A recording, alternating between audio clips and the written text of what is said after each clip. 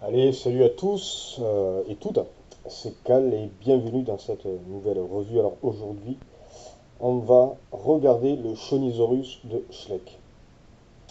Alors le Chonisaurus, bon ben, c'est un reptile marin qui est assez peu représenté, voire quasiment pas. À ma connaissance, Schleck est l'un des deux ou trois seuls fabricants à l'avoir réalisé. Et cette figurine est pas récente, hein, elle date de 2004, donc ça commence à dater déjà. Première vue, bon, ben, la figurine elle est assez conséquente, elle est plutôt même massive, je dirais. Et elle est franchement jolie, quoi. Alors on va commencer avec ben, la tête comme d'habitude. Alors ici, quand on regarde la tête, on voit qu'elle n'est pas super travaillée en fait finalement. Bon, on voit les yeux qui sont peints, on voit les narines ici, la gueule ici avec le petit trait qui fait la séparation entre la mâchoire inférieure et supérieure. Quelques petits plis à l'arrière du crâne au niveau de la peau. De l'autre côté, c'est à peu près symétrique, enfin je dirais, oui voilà, on a pris le même principe, donc des plis ici. Au niveau des teintes de couleur, on est resté dans quelque chose d'assez sobre finalement, je dirais, donc marron, beige, simple, assez atypique finalement pour un reptile marin qui d'habitude sont plutôt dans les verts, dans les gris, dans les bleus marines forcément. Mais là celui-là il est plutôt pas mal et comme on peut le voir, alors, voilà, là on le verra mieux, on a quand même quelques petites stries de peinture là, des petites rayures blanches qui parcourent le corps de l'animal. Donc ça part derrière la tête finalement et ça arrive jusqu'à quasiment à l'extrémité de la queue. Anatomiquement parlant, la figurine est plutôt correcte, du moins pour ceux que l'on pensait à l'époque. Je crois qu'il y a eu quand même des avancées au niveau de la paléontologie qui montreraient que on montre certaines représentations plus actuelles de Chonisaurus sans aileron caudal. Donc bon, est-ce que ce reptile avait un aileron ou pas? Là, il a été représenté avec un aileron. Bon, je trouve que c'est plutôt sympa parce que bon, ça lui donne quand même un petit look d'un reptile marin bien connu, enfin beaucoup plus connu que lui en tout cas, du moins dans sa famille, c'est l'Ichthyosaure. Voire même un qui commence à se démocratiser un peu plus auprès du grand public, c'est l'Ophthalmosaurus. Euh, mais on reste dans quelque chose d'assez classique au niveau représentation et comme on peut le remarquer, voilà, donc quatre nageoires, euh, une queue. Euh, Sur certains, il y a une autre paire ici au niveau de la queue, mais là, bon, voilà, c'est juste quatre nageoires, donc système de propulsion assez classique, je dirais, quatre nageoires. Alors, logiquement, c'était des nageoires qui pouvaient bouger indépendamment, mais ça reste à prouver.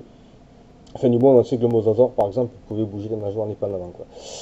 Alors, sous le dessous, il n'y a pas grand chose à dire, hein. Le dessous n'a pas été particulièrement travaillé, hein. C'est juste contenté de le peindre, il n'est même pas du tout, il n'y a même pas du tout de détails. Pas énormément de détails non plus au niveau des nageoires, juste quelques plis ici. À l'arrière, c'est pareil, quelques plis là. Finalement, bon, ben, il n'y a pas un énorme travail je dirais, de sculpture. La figurine est plutôt brute.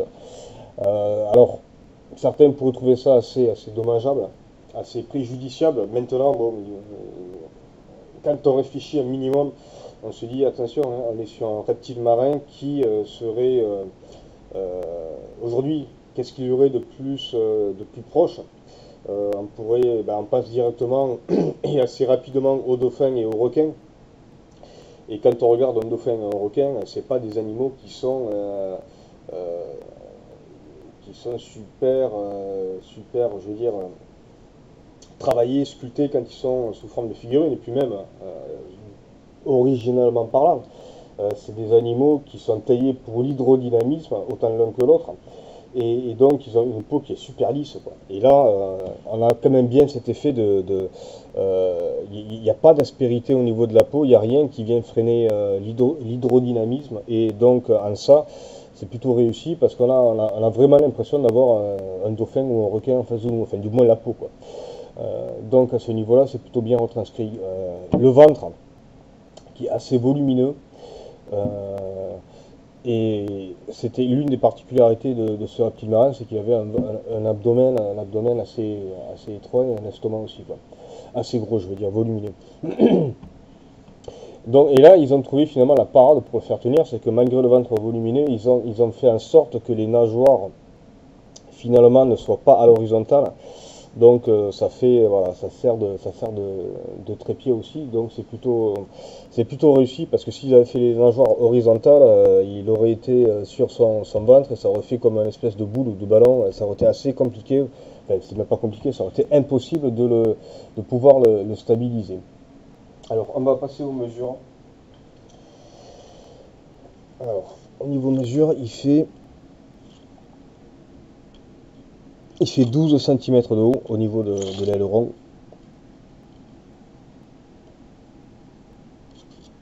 Et en longueur, on est à 32,5.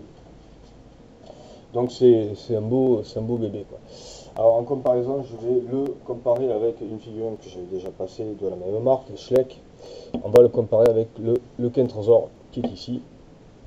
Voilà, alors je vais peut-être mettre un peu plus comme ça, voilà, on verra mieux le Kentrosaur ici. Donc on peut voir que bon, ils sont pas à l'échelle, hein, mais enfin ils sont pas à l'échelle, quoique les deux de toute façon à échelle réelle, la différence de taille aurait pas dû être aussi différente que celle qu'on a ici. En tout cas, je trouve que ça match plutôt bien, quoi. Il faut savoir quand même que le Shonisaurus il était dans un gabarit à peu près similaire à celui d'un mégalodon, c'est-à-dire dans les 15 mètres de long, hein. Donc c'est pas une petite, c'est pas un petit reptile marin, hein, loin de là, quoi. Et maintenant, je vais le comparer avec le Pentaceratops. Voilà. Donc là aussi, ça passe plutôt pas mal, je trouve, hein. Plutôt sympathique. Bon. Bon, encore une fois, hein, Schleck a fait une belle figurine. Certainement pas la plus belle parce que c'est un reptile marin et parce que c'est de type dauphin requin, donc ça demande pas énormément de travail au niveau de la sculpture. Mais sinon, au-delà de ça, dans son genre, c'est franchement, ouais, c'est ce que je considère comme un must-have parce qu'en plus elle est vieille, encore une fois, et elle devient de plus en plus compliquée à trouver. Moi, c'est vrai que je me rappelle à l'époque, hein, quand j'étais plus jeune, d'avoir vu un magasin, je ne l'avais pas acheté à l'époque, et puis là, quand j'ai voulu me la procurer, ça a été un petit peu la croix et la bannière, parce qu'il n'y en avait pas tant que ça sur le marché, quoi. Donc voilà, bah écoutez, c'était tout pour le Sony. Enfin, voilà, j'ai pas parlé de la pose, alors je vais peut-être le montrer de par-dessus. On voit que la pose est pas, voilà, il n'est pas tout à fait rectiligne, on voit qu'il y a un petit mouvement au niveau de la queue, donc c'est toujours plus plaisant qu'une figurine qui est complètement rectiligne. Euh, c'est le petit détail à noter, c'est le fait, c'est la petite, c'est voilà, c'est la petite chose qui est toujours intéressante à voir. On n'a pas l'impression qu'il est statique, mais plutôt qu'il est en mouvement. Voilà, bah écoutez, c'était tout pour cette revue. Je vous souhaite une bonne journée à tous et toutes. Et je vous dis, bah écoutez, je vous dis, je sais pas quand. Il y aura moins de revues dans les jours à venir à partir du 7 parce qu'il y a Spider-Man qui sort sur PS4. Donc je vais avoir pas mal de travail entre guillemets sur Spider-Man et il y a la mise à jour, le patch 1.4 de Jurassic World Evolution qui arrive aussi le 13 septembre. Donc je pense que je vais avoir mon temps de libre va être plutôt occupé par du gaming plutôt que des revues et de la musique. Mais bon, je dis ça, s'il faut, ça sera le contraire. Donc on verra bien. Sur ce, je vous dis à la prochaine et ciao ciao.